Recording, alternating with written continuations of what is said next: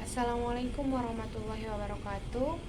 Alhamdulillah alamin wa dahu wassalatu wassalamu ala asrofil anbiya'i wal mursalin wa ala alihi wa sahbihi ajmain.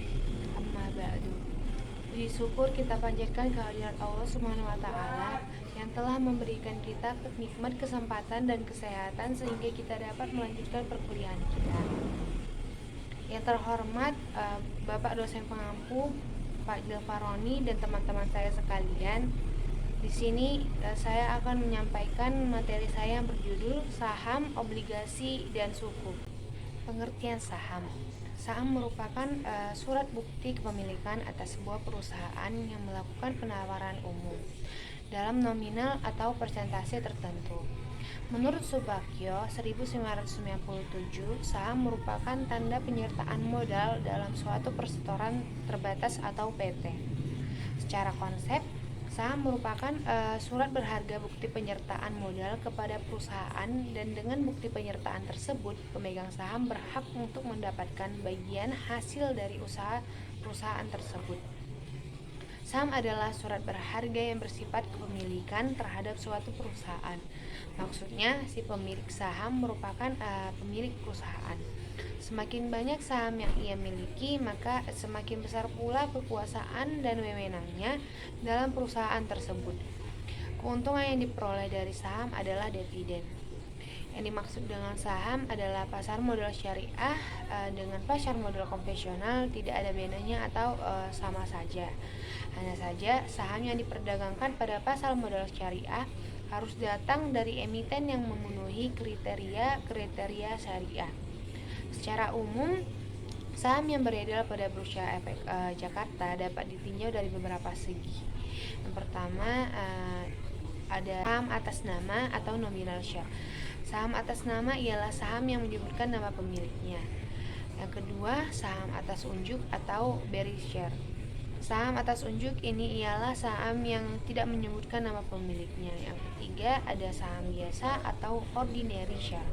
Saham biasa ini adalah suatu surat berharga yang dijual oleh suatu perusahaan yang menjelaskan nilai nominal, di mana pemegangnya diberi hak untuk mengikuti rapat umum pemegang saham atau RUPS dan rapat umum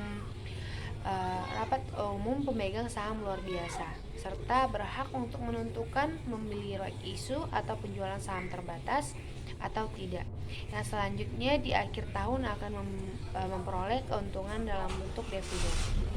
Yang keempat yaitu saham preference.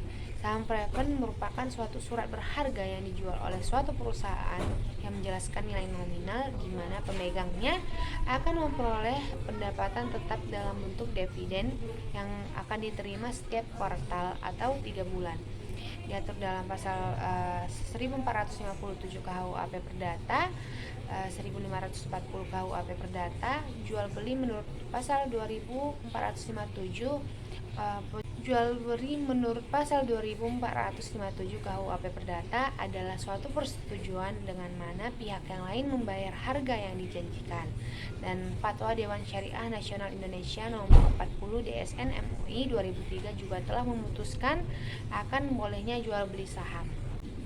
Yang kedua ada obligasi.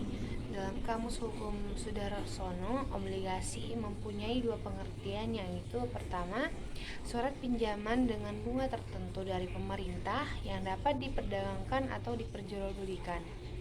Yang kedua, surat utang berjangka atau waktu lebih dari 1 tahun dan memiliki suku bunga tertentu, di mana surat tersebut dikeluarkan oleh perusahaan untuk menarik dana dari masyarakat guna menutup pembiayaan perusahaan.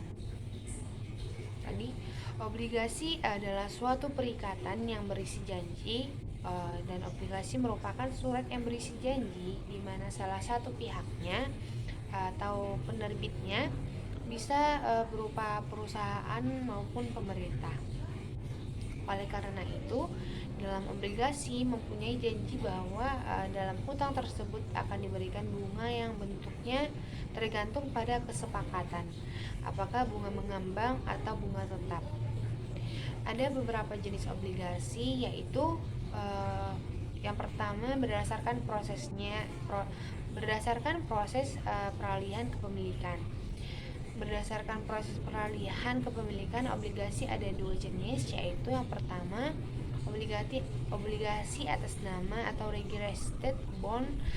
Jenis obligasi ini merupakan jenis obligasi yang proses peralihannya harus dibuat dalam suatu akta perjanjian yang menyatakan bahwa pihak yang satu mengalihkan obligasinya kepada pihak lain. Yang kedua, obligasi atas unjul atau bearer bond.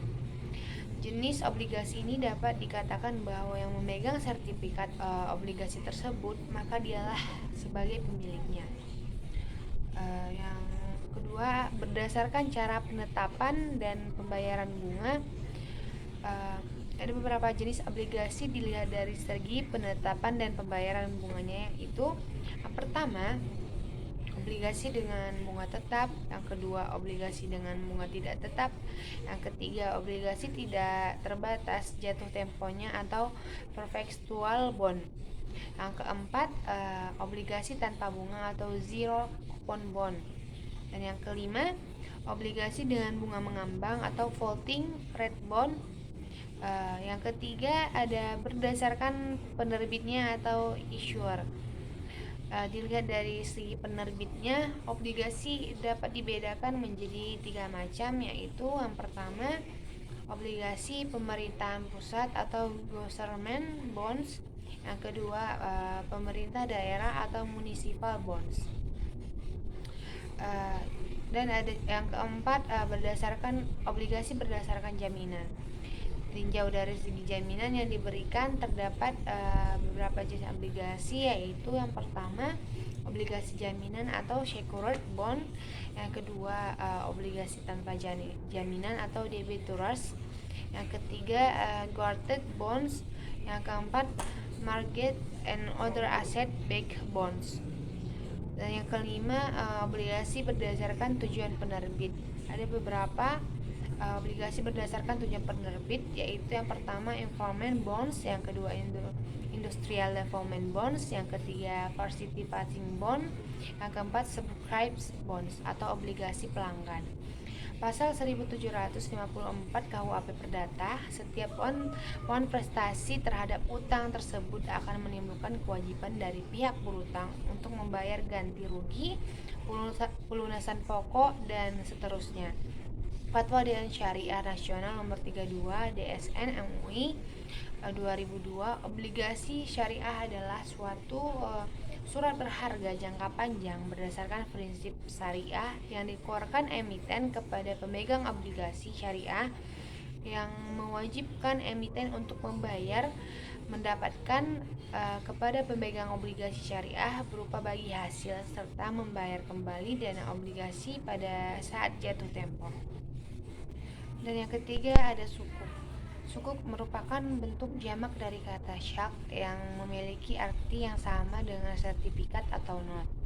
Istilah tersebut sudah dikenal sejak abad pertengahan, di mana umat Islam menggunakan dalam konteks perdagangan internasional.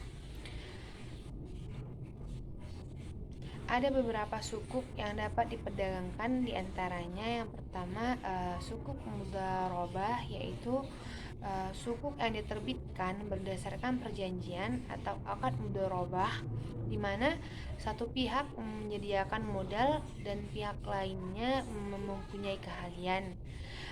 Keuntungan dari kerjasama tersebut dibagi berdasarkan presentasi bagi hasil yang telah disepakati pada awal transaksi, dan kerugian yang timbul ditanggung sepenuhnya oleh pemilik modal. Yang kedua, ada sukuk musyarakah, yaitu sukuk yang diterbitkan berdasarkan perjanjian atau akad musyarakah, di mana dua pihak atau lebih bekerja sama menggabungkan modal untuk membangun proyek baru, mengembangkan proyek yang sudah ada, atau membiayai kegiatan usaha. Dan yang ketiga, yaitu sukuk ijarah.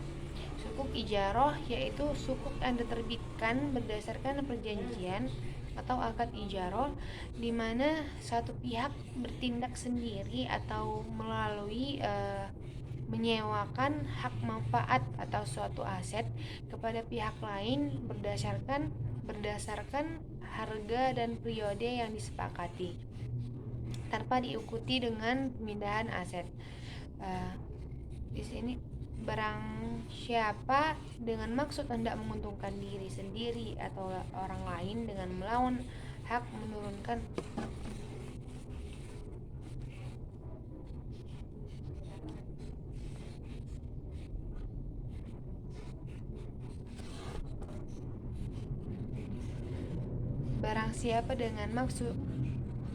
barang siapa dengan maksud hendak menguntungkan diri sendiri atau orang lain dengan melawan hak menurunkan atau menaikkan harga barang dagangan, pons atau surat berharga uang dengan menyiarkan kabar bohong, dihukum penjara selama-lamanya 2 tahun 8 bulan. KUHP Perdata 35, 43 dan 394. Sekian yang dapat saya sampaikan. Kurang dan janggalnya saya mohon maaf. Kepada Allah saya mohon ampun. Wabillahi taufiq wal hidayah. Assalamualaikum warahmatullahi wabarakatuh.